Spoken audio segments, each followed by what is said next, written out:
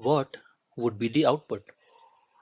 Hash include stdio.h int main float a equal to 5, b equal to 2, int c comma d, c is equal to a percentage d, d is equal to a by 2, printf percentage d, d.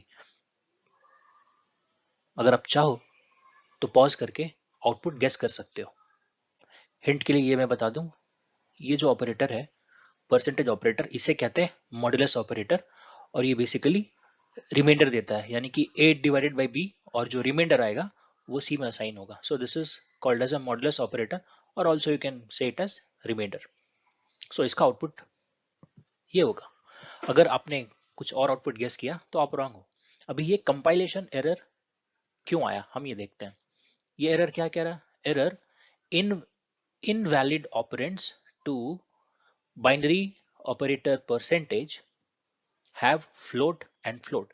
इसका कहने ये जो error message है इसका मतलब ये है कि ये जो परसेंटेज या मॉड्यूलस बाइनरी ऑपरेटर है, बाइनरी ऑपरेटर मतलब कि एक दो ऑपरेंड्स पे ऑपरेट करता है, दो पैरामीटर्स पे ऑपरेट करता है।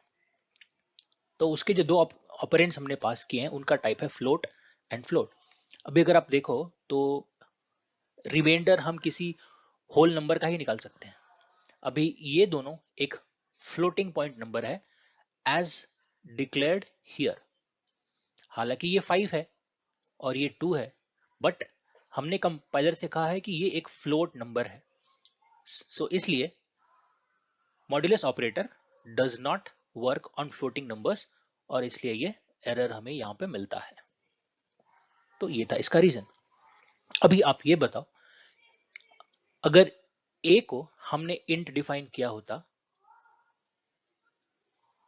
तो क्या होता हमारा आउटपुट?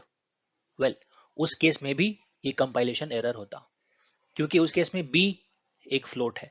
तो आपको यहां पे एरर आता हैव इंट एंड फ्लोट।